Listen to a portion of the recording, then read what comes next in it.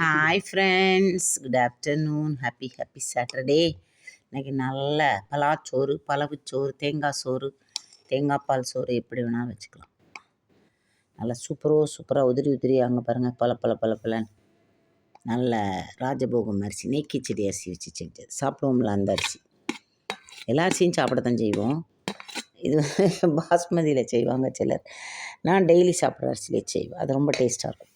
அப்புறம் சாம்பாரில் உருளைக்கிழங்கு, வாழைக்காய், தால்சா வாழைக்காய், ஒரே ஒரு கத்திரிக்காய் தான் இருந்தது, ஒரே ஒரு கத்திரிக்காய், முருங்கைக்காய் போட மறந்துட்டேன். அப்புறம் பால் சேமிக்கிழங்கு, அதையெல்லாம் போட்டு நல்ல ஒரு தால்சா.